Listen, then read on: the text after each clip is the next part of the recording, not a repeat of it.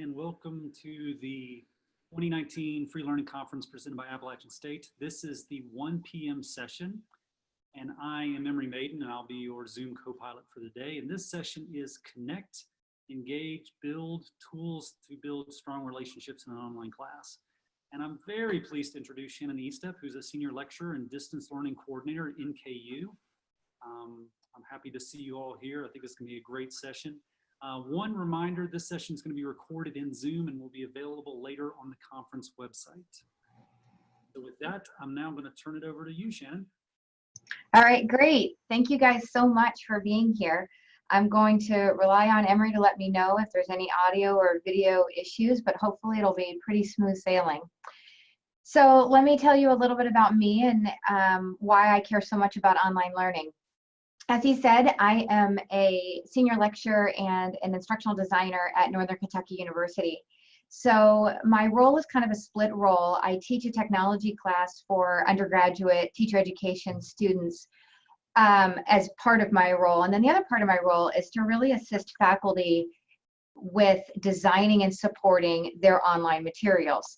So I kind of get to help design courses and have them play out in my online course as well, and kind of see how students are reacting to the different tools that we are using in the classroom to try to connect them and to really build connections.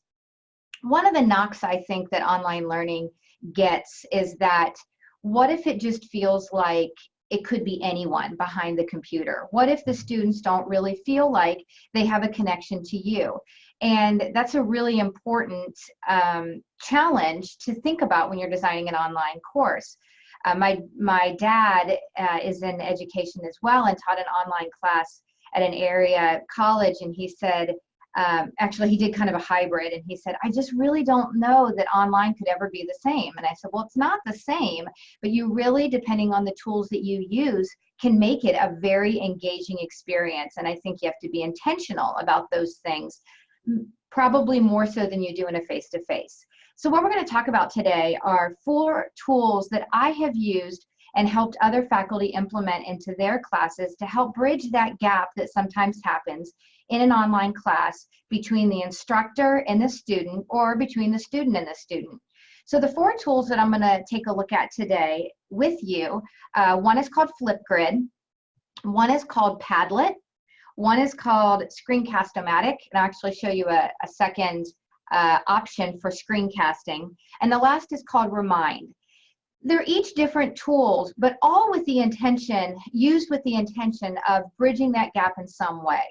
So the first one I'm going to launch for you and talk a little bit about is called Flipgrid. And as you guys have questions, go ahead and put them in the chat. I'm assuming that's what you guys have been doing throughout the day. And Emory can let me know if I need to pause and see if I can answer those questions. I'll also leave some time at the end to answer those questions that you might have towards the end. So with that, I'll jump in, and please feel free to interrupt me if there's something I can answer on the fly for you. All right, so let me go ahead and share my screen out, and we're going to start with, again, a tool called Flipgrid.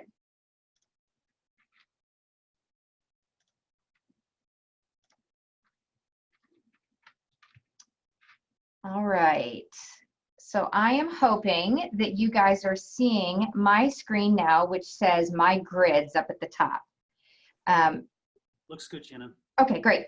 So this tool is fairly new in that it has been really widely used, or at least I have seen it more widely used in the last probably year. And I think the reason it has become very popular in the last year is because it pretty recently became free for every educator to be able to use. This was recently bought and is now completely free for everybody. So what this tool does for you is it allows you to have a discussion among students, but they add in their discussions via video. And it's very easy to use. You can use it on a desktop. Most of my students use it on their mobile devices, so they use it on their phones or their iPads or whatever device, Chromebooks, anything that they have that has a webcam component to it or a video component to it, this will work for. I have found this to be a really great way for them to not only engage in a discussion, which is ultimately what I want them to do, but to do it in a way where they can see and hear from each other in kind of a unique way so that they can start to get to know each other and I can get to know them. I have a class in the fall where I have about 70 students. Last semester, or last fall, I had 80. And so it's important for me that I start to know their faces as they are giving feedback to me and to their classmates. So I use this tool, and it has been a very popular tool in large part because it's easy, it's quick, and it really does bridge that gap. This is completely free, like I said. So when you get on to flipgrid.com, and I will mention here that I have a handout, maybe a 2-pager that we'll get to all of you that list all the tools I'm talking about, as well as little tutorials that will help you get started with these. So as you guys are taking notes or watching me, don't feel like you have to write down everything. We'll have some additional resources for you as well. So I'm on my grids page, which is pretty much the first page you come to once you create an account. A grid is really maybe a class. I use it for a specific class I'm teaching. It could be, you could categorize it in any way you want, but everything my students do for this particular class that I teach, it falls under one grid. Within a grid, you can have multiple topics that the students will respond to, and I'll show you that in just a second. Very simple to add a grid to anything, to your account. When you do that, you get a series of options. You can name it, you can add a password to it, and so on. I'm going to show you, I have an existing grid like I mentioned, but I'm going to show you, if I get into Edit Grid, a couple of tools that I find to be particularly helpful that might be useful in setting on your grid. So let me go into Edit My Grid here. The name of the grid, of course, you want this to be meaningful. You will see the name of that grid, as will students see the name of that grid. This is a URL to get the students to that grid. So you could post that anywhere. I use Canvas here at NKU, so that's where I post it. They get right into the grid and see all the topics associated with that grid. If you scroll down a little bit, a couple of things that I really like is that it automatically, this was new maybe, I don't know, 6-8 months ago, where they will automatically caption any videos that are left under topics in this grid. So for me, ADA compliance is a really important component of putting anything online. So knowing that this will be automatically captioned is really great, not only for knowing that I'm compliant, but knowing that every student will be able to access this. Also, even students that may not have a disability or need to see this, sometimes students are in the library or somewhere public and they would rather read the captions than maybe have it public so everybody can hear it. So it's just handy. Another thing I really like is this Notify Me. This will let me know when a new video is up being posted so that I can go in and respond to it and be timely in that way. Both of these things can be turned off or on if you don't want to get notified.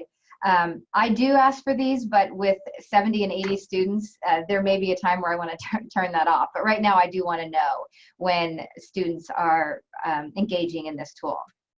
There are other things you can do down here, like personalize the banner, things like that. And you could get in and dig into that. So let me back up here and show you inside the grid.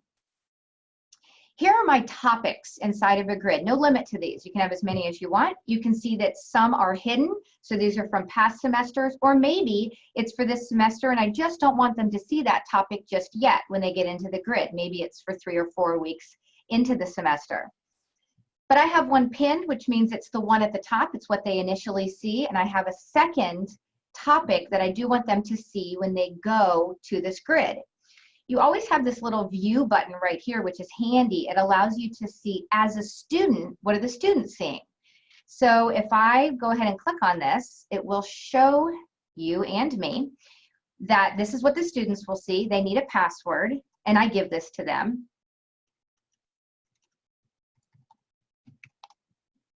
And once they're inside of here, you can see that they've got a drop down so they can see both topics. These are the ones that are available to them, not hidden.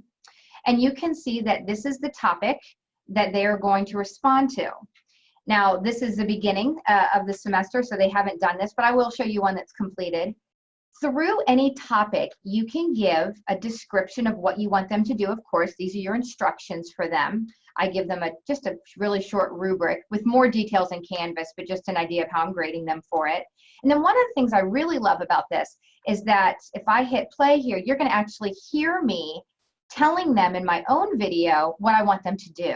So I'm not just giving them text instructions, but I'm modeling for them in a video how I want them to display back to me their video. So let me go ahead and hit this. Hi, everybody. What we're doing here is we're going to be doing introductions to each other and to me so that you guys can get to know each other a little bit and use a tool that you've probably never used. This one's called Flipgrid. Okay, I'm going to stop there. This will go on and it'll continue to explain to them what I want them to do. For them to add a video, all they have to do is click this green plus button. It'll launch for them their viewer. It'll find their webcam. Mine isn't finding it because I'm using it for this. But you can see they can hit record. There's also some kind of fun things they can do, like add in a sticky note. They can add in little almost stickers. They like to personalize this if they're in elementary education. Sometimes they'll put in something that's appropriate for that. If they're in social studies, sometimes they'll put a sticker on for that. So they get to personalize it a little bit. And then it'll show up all along here at the bottom. Students can reply to each other as well as obviously post their own. So let me show you one that's actually completed so you can see sort of what it looks like. Let me go back. I'm going to go ahead and get into the survival guide. So one of the things I have students do at the end of the semester, I actually do it for extra credit. They have to leave a video that tells the future students how to survive and thrive in my class. So they give them all sorts of tips. Things that might seem obvious, like don't procrastinate, which I can tell them, and they may or may not believe me, but if another student tells them, I think that they put a little bit more weight on that. So you can see it looks a little different on my side as the instructor side than it does on the student side, because I can do a few more administrative pieces here. But here is a few students, and I'll just show you what their videos look like. Hi everyone, my name is Claudia Hills, and the first tip that I have for you for surviving EDU 313 is to take really great notes while you're listening and watching Professor Eastep's videos. She's right about that. That's a really good tip. Taking those notes is a good idea. You can see I can actually grade within here. This does not transfer to an LMS, so you'd have to do that on your own. But you could give comments and it'd actually be sent back to her if I wanted to do that. On the student side, let me just show you what it looks like for them.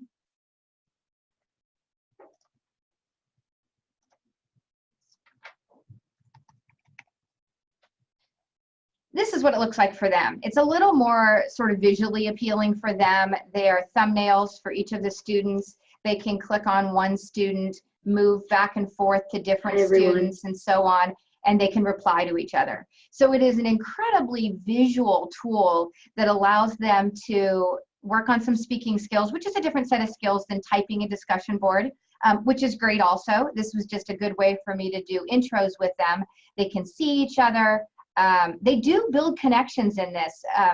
Last semester when I did this with even 80 students, I saw students saying, hey, I think I went to high school with you, or hey, I had a class with you last semester, which they may not have remembered a name, but a face and a video and their voice triggered that for them. So I do think that this does do what I wanted it to do, which was allow them to get to know each other, as well as me to put names with faces and get to know them.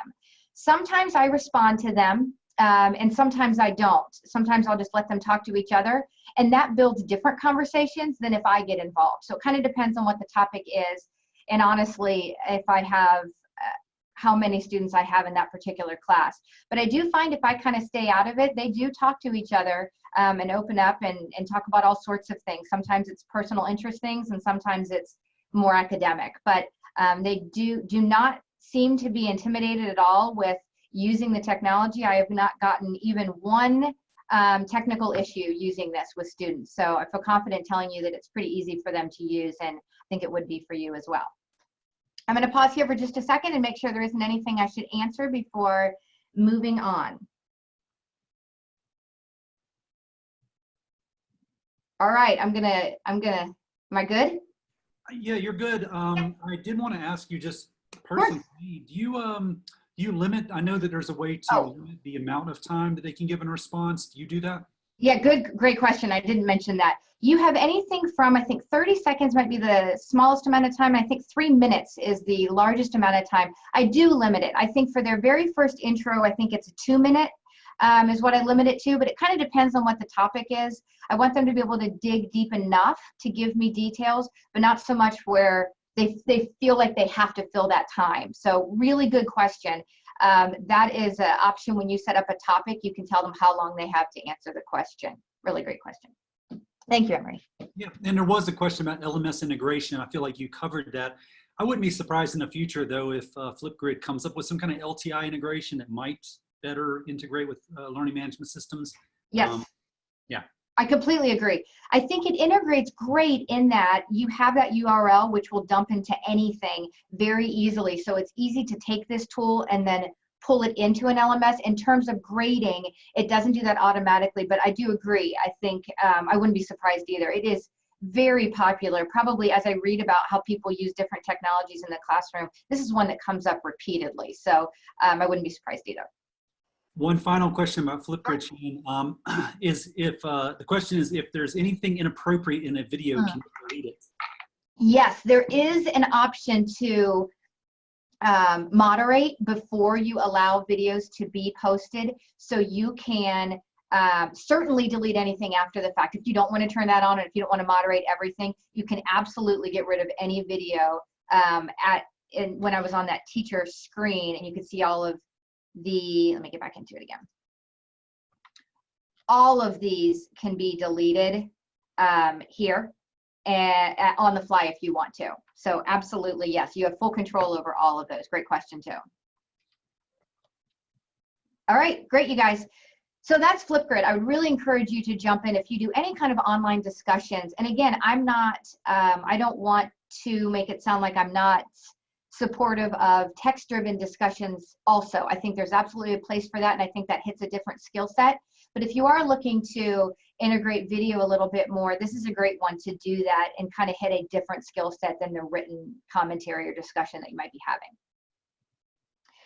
All right, the next one I'm going to show you is a tool called Padlet. This one isn't new, but they have continued to upgrade, I think, this tool as time has gone by. I've probably used this in one way or another for, I don't know, maybe 6-7 years, but they have made changes to it in a couple ways over the last couple years. One that was not real popular in education is that it isn't unlimited free anymore. It used to be. However, you do still have 3 free Padlets that you can create. And a Padlet is, think of it as an online corkboard or an online bulletin board that students can post to. And I'll show you an example in just a second. So you get 3 free ones. You'll notice that I have more than free. Everybody who was a part of this tool before were grandfathered in, and you got 3 additional in addition to whatever you had. So if you do feel like 3 isn't enough, it's $8.25 a month for additional for the upgrade. Honestly, depending on how you're using it, I try to use a multitude of different tools. So 3 is fine for me. Each semester I could clear it and start again. You can download everything before you clear them or delete it. So I'm going to show it to you. This may be something that you find very handy, and or maybe not. So this is another one that is kind of discussion based, sort of, in that you are collecting responses and collecting information from students. But this one allows for a variety of ways in multimedia that you can collect with this. So let me pull up an example here and show you, and then I'll show you one way I use it in my classroom. Okay, so this is a Padlet. And again, think of it as kind of a bulletin board. This one looks a little bit more like a chalkboard, but that's the background I chose. I'll show you how you can change those pieces. But what you can see is that you can post all sorts of different kinds of resources to this one bulletin board. So you can see here I have a Word document that I uploaded. Here is a video that I've included. Here's a URL to a website. Here's an audio file, which was just a like an MP3 file, and so on. When you add to a bulletin board, literally, this is the URL you would share with them. So this would integrate into any kind of LMS as well in terms of making it available to them. When a student comes here, there is no login. You just click, double click directly onto the board, and you can see that you can give it a title. That's what this is here. A little description of what it is you're adding, and then a whole host of things you can add. You can upload pretty much anything, a PDF, a PowerPoint, a Word document. You can add in a hyperlink if you choose to. You can search Google. This is kind of neat. I'll come back to this in just a second. An image, and then a whole list of other things. Voice recording, screen grabs, drawings, and so on. This search is kind of neat. This one, if you click on this, what pops up is a search area where you can search for, let's say I was looking to include something about NKU. Say I wanted to tell them something about our campus. Here are GIFs, here are videos that hit my criteria, here are images that hit my criteria. I click on it and it'll add directly onto my Padlet board. So this is helpful if, let's say, you were having a discussion about any given topic, a book you just read, or one of the ways I use it is I have students collect for me social media accounts or blogs or Twitter accounts that would be helpful to follow as future educators. They can add in their contributions to this board, and everybody's would be compiled together. So you might be thinking, well, how do you modify any of these things? Or what if I don't like the look of this particular one? What if I want it to be more streamlined? Or what if I don't like how this looks a little bit scattered? All those things can be changed. So in the upper right-hand corner, there is it looks like spokes on a wheel. If you click on modify, this is where you can change quite a few things. The title, the description. This little icon is just supposed to give students an idea as to what this is about. Lots of different options here. This is the wallpaper. I liked the one that looked like a chalkboard, but you can see that there are going to be lots of other options in here. A color scheme if you have one. This is where, again, you can allow students to comment or not on each other. They can give them little like thumbs up or kind of like a Facebook sort of thing to give affirmation if they wanted to. So here's where you can change some of these things. If I hit close here and come over here to where there's these 3 dots up in the upper right hand corner, if I come down to where it says change format, here's a whole host of different formats in the way that this bulletin board can look. This wall is kind of what I'm showing you here, sort of is kind of packed in. This stream is kind of nice. It shows the most recent one at the top, so it almost looks like a Facebook feed or a blog feed that you might want to go from beginning to end, and so on. Lots of different ways to visually make this look like something that would work best in your classroom. The last area here is the share area, and I really love this. This is one of the things I like about it, is you can share it in a variety of ways, but you can also save it and export it in a variety of ways. So what I do after I have my students use this tool is I will then download it as a PDF. All the links, everything will still work, and then I post it on Canvas for them. So I'll say, hey, you guys did a great job of building all of these great blog sites that are geared towards elementary education students. I know that you're not always going to go back to this Padlet. Here is the document so you guys can hold on to it and keep our great collection and collaborative effort together. So this is a great way to save what they have worked on and then allow them to take it with them. If you were going to start from scratch, you would make a Padlet. One of the first questions it will ask you is which of those formats you want to start with, and then it'll walk you through actually creating it from scratch. So this one allows for a different, I'll go back to that, a different way of collecting information from students, a different way of them collaborating together to build whatever content knowledge you're looking for. So if I took a look at education-based blogs. This was one my students worked on. And again, they had to find blogs that were useful to follow in education. They did the same for Twitter follows. This was their last name that they added, so I knew who did it. This was the title. They described the blog a little bit, and then they linked to it. I did allow in these for students to hit like so that they could say, yeah, that's a good one. I've seen that one, or I think that that's a helpful one. So the one downside to this is because there is not a login, technically I could come in here and I could start typing over top of this. They cannot delete one another's, but they could add in 2 or they could add in more, and I can't stop them from doing that. But I have not had an issue with that at all. They're all respectful enough of everybody else's pieces to leave it be and to add theirs to it. So this one I found is good for kind of different multimedia that you want to bring together and allow them a little more freedom in how they can add that content in and what they're adding in. So I'll pause here again and see if there's anything that I missed or things that you guys want to ask about this one. Again, 3 free. If you want more than that, there is a fee associated with it, $8.25 a month for educators. And it does allow you to kind of bring in a variety of different tools to allow them a variety of ways to show their knowledge of what it is that you're asking them about. All of the pieces you're seeing here, including the background, the way it's laid out, and the title and the description are all able to be modified, and you can download and save those and distribute them later if you choose to. How we doing? You guys all doing okay?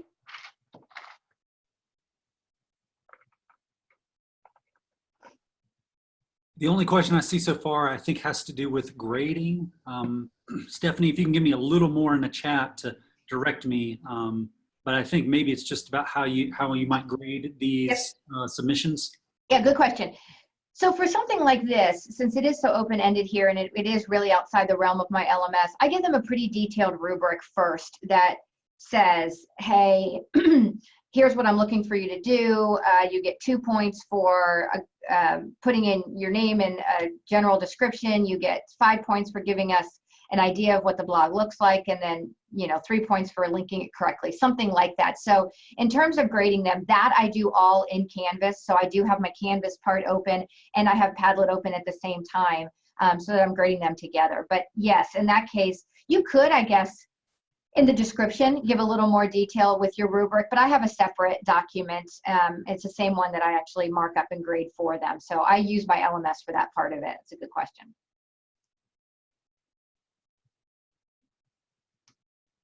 All right, I'm going to assume we're good. I'll let Emery interrupt me if I am wrong.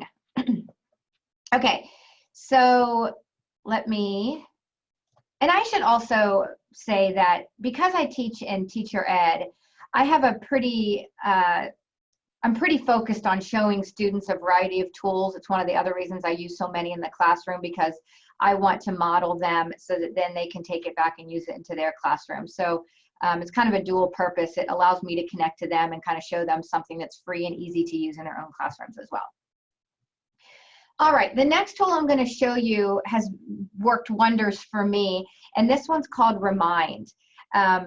If you have heard of this at all, perhaps you've heard it called Remind 101. It used to be called Remind 101, changed its name. I don't know, Remind 101 was too long. I don't know why, but it changed names. This one is a text messaging tool that allows you to send messages free to any collection of group that you have. So I find that my students don't always check email, but boy, do they have their phones on them all the time. So if I can push out something to them that they're going to get quickly on their phone as a quick reminder of something going on in class or coming up for class, then this is what I use. So again, this one's a free tool. I always like to mention the reason this tool came about, as I did some reading on this one, is it was a gentleman who was in college, Northwestern, I think, and he felt like that he was himself was having a disconnect between the classroom and the way he was organizing himself. He had some learning disabilities and some attention deficit challenges that made it hard for him to completely focus on what was going on in the classroom. And he felt like if his teachers could just push out quick reminders to him, perhaps he would do a little bit better. So there wasn't a tool for that, so he created one. And I will say that it does absolutely help me to quickly connect to students. So here's the deal. This is also, again, completely free. You get on, you create a free account, and you create what's called classes. So these classes over here on the left, you can create as many as you would like. There is a limit to, I think it's, sorry, there is a limit now. This was just this summer, they made some changes. 10 classes total you can have with 150 people in each class. So a class you can define any way you want it. I group my students together when they take the same class from me. There's no reason to separate them. They get the same reminders. But you can see I have a second class here. I'm also a soccer coach, and I use that with my parents. So it doesn't have to be just academic. People use this for all sorts of, in all sorts of ways. So once you create a class, you can see I have one here. This is a good example because students aren't in it yet for the fall. So I can show you all this without student names being in it. Once you have a class, you have a variety of ways to add people to that class. So in the upper right-hand corner here, I have a blue Add People button. I can click on that. I can manually add people in, which you can do, but it is the slowest way to add people in. You can have a printable PDF if you like the idea of handing something out to people. Maybe it is parents, maybe it's open house, something like that. Or maybe you meet for class at the beginning. You can do this, or you could post this in Canvas or whatever your LMS is. You can also do share a link, and this is what I do. I post a URL right inside of my LMS, and students go to that URL, and it walks them right through setting up their account. So you might say, well, what if somebody doesn't want to get text messages? Can they get this through email instead? They can. If for whatever reason they either have a data plan that doesn't allow for that, or they don't want to get text messages, you actually, when you sign up, have the option to put in an email address instead if you choose to. I would say probably 99%, maybe 98% all use the text message feature of my students, but you do have that option. So once students are in, go back here, you, of course, want to add messages to them. That's the whole idea of this. So once you go over to the messages area, you can see that at the bottom here, you have an option to type in a message to them. This works just like you would type in any message, like you're sending an email, basically. You do have, I'm going to click on this, you do have 140 character limit. So it's not meant to be full email type responses. They're meant to be quick little reminders. What I do in my class, since I try to be really intentional and very regimented about when I contact them. In an online class, I think consistency is, if I could give one tip in one word, it would be that, consistency. So in my class, they get released their content on Sundays. So they hear from me. It goes out in an email to them that says, hey, get started on week 4, wherever we are. Then on Thursdays, I email them through the LMS. Actually, I post an announcement that says, just as a reminder, here's what you're doing. Just want to make sure you're on task. And then every Saturday, I send one of these that says, this is due tomorrow. Be sure you're working on this, whatever it is. So I try to do it in a variety of ways and reach them in a variety of ways. But I always do it on Saturdays so that I have some consistency. Do you have to do that? Can you do it last minute? Hey, class is canceled. Absolutely. Whatever works for you. That's what works for me. So you type in your message here. One of the really cool things about Remind, also 2 things that I love. One is that you can upload a file and include it. If you want to add your syllabus to that, or you want to add in some other Word document, maybe a study guide, something that you want to add to this text message, you can do that. A file, everything I have tested has accounted for 23 characters. So when you add in a file, you don't have that 140 characters any longer. You have less than that because you're taking up some of that space with the file or the image or whatever it is you're adding to that. So keep that in mind. The other thing I love and I use every semester is you can schedule these. So you can choose to have this launched just like you can in your LMSs for your announcements at any point during the semester. You can go out, I go out all 3 or 4 months of the semester. So I actually write all of mine at the beginning of the semester. What I actually do is I take what I did last semester, and it's for the most part the same kinds of remind messages that I'm sending, and I set them all up ahead of time so that I know they're all going to release on the date and on the time that I'm looking for it to release. Now, do I sometimes, hey, you guys, don't forget, I forgot to tell you, bring your laptops this week? Yes, I will sometimes do that also. But I also know that they're always going to get their Saturday messages from me because I set them up ahead of time. You also get an announcement or a alert on your mobile device that says, hey, your announcement went out. So you know you didn't just set it up, but it did in fact go out. So they can also, once you do that, they can actually reply off of that to you. And once my people are all listed, you can see kind of little text message threads back and forth. Now you might be thinking, gosh, I really don't want them to know my cell phone number. Of course, or maybe you give yours out. I don't. They never know your cell phone number and you never know theirs. It's all behind the scenes. So none of this makes your messages or your cell phone number public in any way. It's all done behind the scenes with Remind. It is truly just a way to reach out to them and to allow them to actually reach back out to you again. And I will get responses sometimes on the messages I send out. So you might wonder, you know, this is optional for my students. They don't have to do this. I strongly encourage it, but they don't have to. I get, for a while, I got maybe 40%. I would say I'm up into probably the 60 to 70% of the students do opt into this. And I will say, and I'm not just saying this, usually when there is a communication issue with a student, I didn't know this was due or I didn't know about this. If I go back and take a look here, they're not connected to me here. Now that doesn't mean that they aren't getting messages in other ways from me, but typically if they are connected and plugged in here, they do know pretty well what's going on in the class. So again, this is completely free. This one I have found to be pretty tried and true. I've used it for, I don't know, probably about 10 years and have, like I said, extended it into other ways where I connect to other people. Soccer is the way I do it. And I have had very, very little, if any, hiccups with it at all. Just a great way to reach back out to them. Questions, you guys? So Shannon, I'm going to start with the most recent, work my way back. Stephanie asked if you could say that again. We don't see their phone number if they choose to opt in because internet manually means that they would. Okay, that's true. If I manually, you're absolutely right. If I manually put them in, then I would know it. But you don't ever have to use that if you don't want to.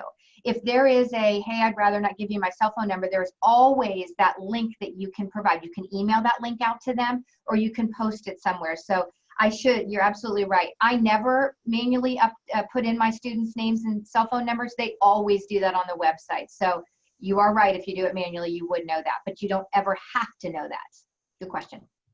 The second one was Wendy asked, can students text everyone, each other, or just you? So good question. I think you can choose the options for that. I only have it set up so they can text me back again. I don't think I have whole class texting, but I do think that is an option. I'll have to double check on that. Very good question. I know that you can limit it to just back to you again, but I cannot remember if they can do small groups or their class, but I will get back to you on that one. And the final question for this is, do you tell them, and I'm assuming this is, do you tell them ahead of time before they opt in the maximum number of times that you will text them? I don't tell them that. That's a good question. Maybe I should. Maybe they're afraid I'm going to completely spam them and they're going to hear from me like 9 times a day. I probably should tell them that. In reality, they hear from me once a week, but I don't tell them ahead of time, but good idea. I probably should. Hey, don't be afraid to sign up for this. I'm not texting you on a Saturday night while you're, I'm sure, studying, but maybe you have a social life. You probably won't hear from me then. But good question / suggestion. Right, I think that's all the questions that I got on Remind. Okay, all right, good. Okay, so the last tool is sort of in a category because I'm going to show you 2 different options for it, is a couple of tools that allow you to screencast or record your screen to then give to the students to watch later. So when you're in an online class and you are teaching your content, my question typically to faculty is, how are you going to teach that content to them? Are you going to put PowerPoints up? Are you going to add videos to it? What you do in the traditional classroom, how will that translate online? And a variety of answers usually come from that. But generally speaking, there is typically a need for you to put your voice onto something on your screen. And I would say if you're using PowerPoints, I would encourage you to add your voice to that. I think it does add a lot more to the content, not just the content, but your personality comes out a lot more when you are adding yourself into the content, in the same way it does in the classroom. You don't just put a PowerPoint up there, you talk it. So how do you do that in an online class?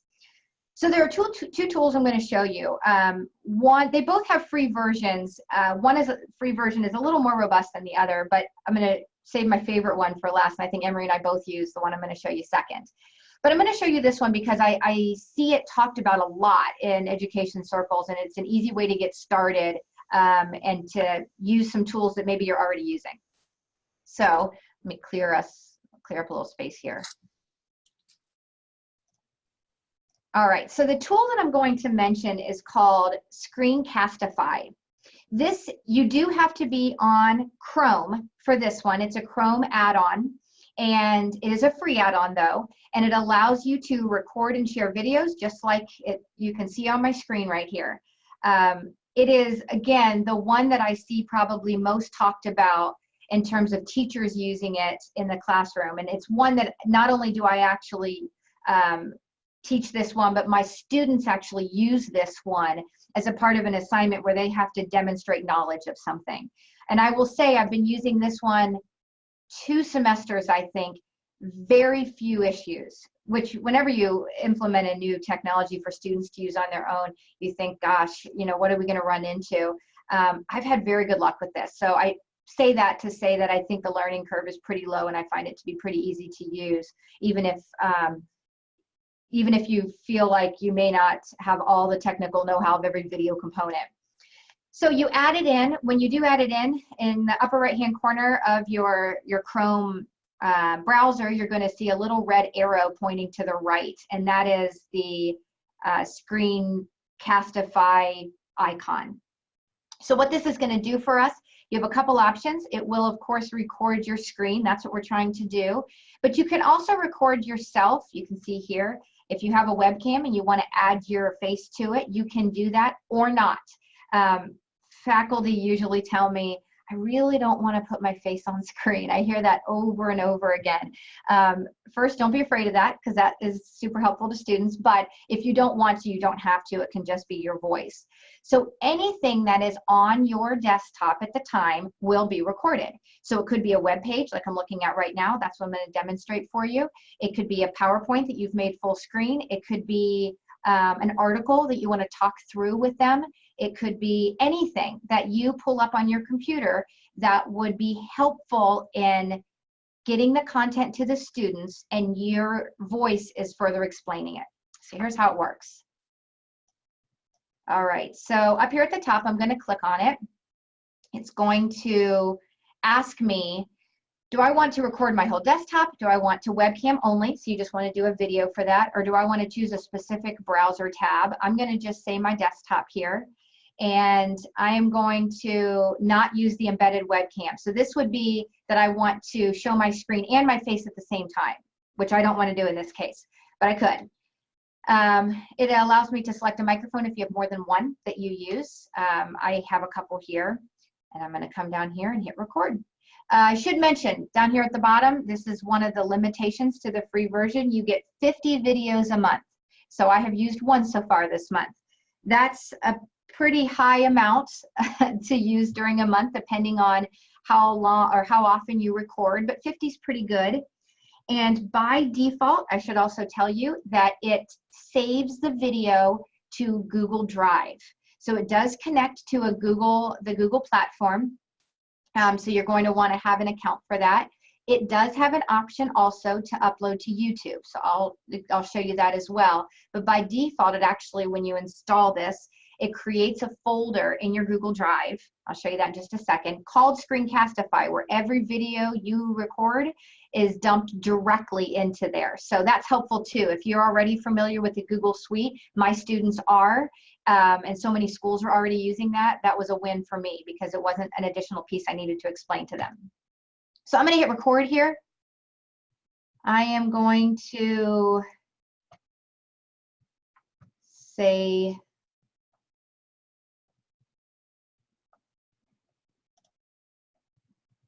to share. Hang on a sec. I'm going to switch this over. There we go. And I'm going 3, 2, 1. All right, I don't know if you guys can see that part or not, but I'm gonna go ahead and record.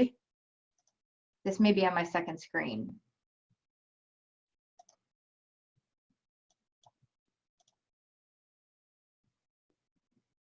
All right, and then I'm gonna go ahead and hit stop sharing. All right, do you see? I don't know if you guys can see that part or not. Okay, hold on, it played for you. I don't really need to hear myself twice, but you get the idea. So here is my video that I recorded right here. It's 19 seconds long. It was super riveting. It was so academic, I can't even tell you. It was so exciting. But here it is. It actually hit everything on my screen, including my little Zoom area here. And I could play it as it started to do automatically. Over here on the right, you can see that it's already in Google Drive.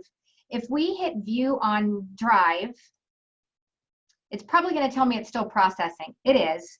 But what I want to show you is here's my drive. I have a folder here that says Screencastify. If I double click on that, you can see all the videos that I have created inside of Screencastify. This one's the one I just did, so it does need a little bit of time to actually create it into something that students can view. This is one I did a little earlier just to test it. You can play any of these directly from Google Drive if you wanted to. This is an easy way to share it back out again. If I go back here, you can copy the link to Google Drive if you choose to. Now, if you, there we go. If you decide, hey, I really don't want to share it to Google Drive, I really want to share it to YouTube. One of the advantages to YouTube is, of course, that it closed captions automatically on YouTube, which is something I care about. So I want all those captions for ADA compliance. You can click this little three-pronged button here, and you can choose YouTube instead. Here are your settings that you always have on YouTube, where people can, they can either, if they have the link, they can view it. You can make it public or private. And then it'll upload directly to YouTube, and you'll get the link right there. Very easy to do. You can also download the video you just created to your hard drive. If you have another tool on campus that you use to save or share videos, you can absolutely do that. You can save it here and upload it to another site if you choose to. And there are some editing tools here, but most of those are the paid version of it. Screencastify, again, does have a paid version for the editing tools, but the free version gives you exactly what I just showed you there. So it's a really quick way to capture your screen and be able to upload it to 2 different places or download it without it being really any extra work because you're just launching it from your browser. So Screencastify, simple, easy to share, easy to download also. I'll wait for just a second here and see if I missed anything obvious.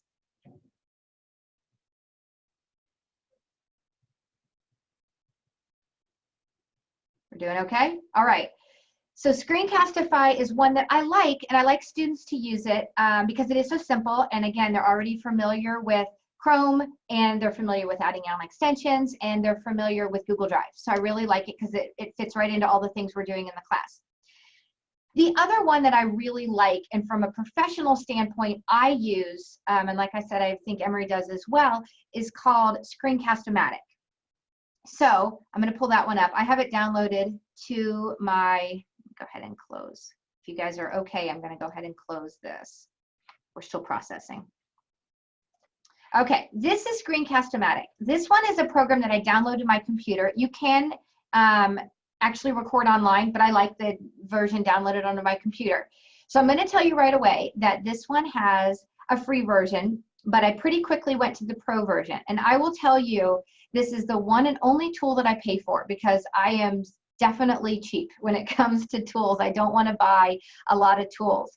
However, this one is $18 a year, and it is probably the best professional $18 a year I spend on development tools. It is the only money I spend on development tools because I find it to be so useful. There are multiple things I love about it.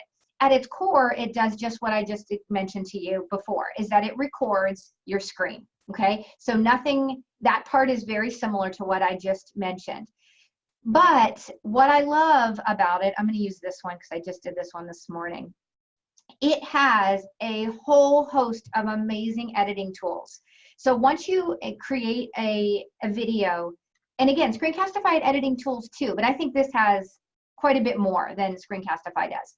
If I hit, notice too, this uploads to either its own site or YouTube also. So that's what I typically do is YouTube. When I hit edit here, you have a bunch of different tools that you can use to enhance your video. I use insert a new recording a lot. So if I have to insert something in the middle of a recording, I can do that. That's what these little dotted lines are. It means I did something in the middle of it. Another one I use a whole lot are text overlays. So if I want to put like a little sticky note on the video that says, hey, you guys, don't forget this was confusing in class, or this is an area that typically students struggle with, make sure you pay attention.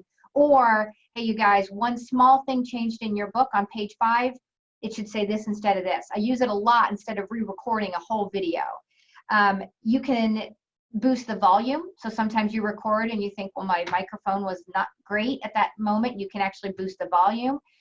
You can add narration on top of a video if you want to narrate over something. You can cut and delete things and so on.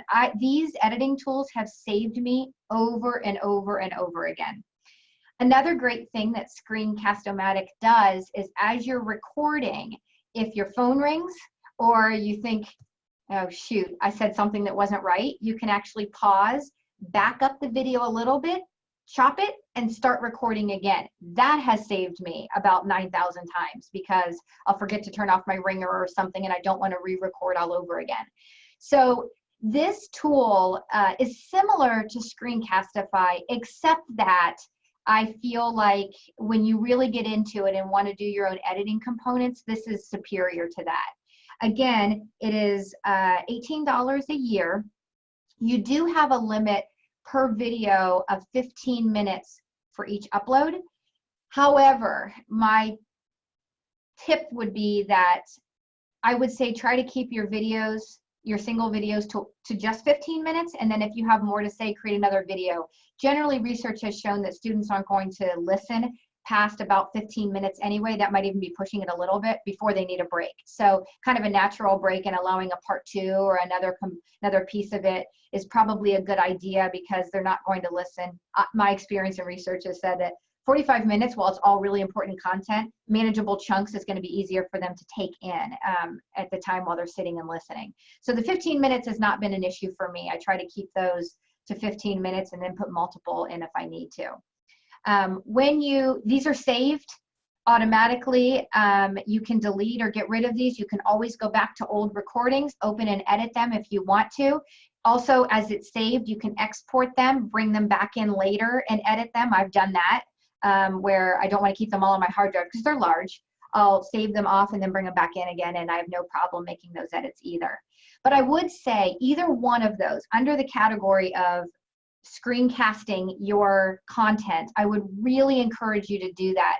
That bridges a huge gap between here's the content go and me lending my voice, inflection, what I think is important, any kind of tips, tricks, anything I want to say to support that content. It allows them to feel a little more connected to you and your content when you are teaching with it. So I would say adding your voice to your content, these two tools will really help with that. So I only left us 5 minutes, but those are sort of the 4 tools or topics that I think are really important in trying to build those relationships and those connections in an online class. So I'm going to stop talking and see what else I can answer for you guys.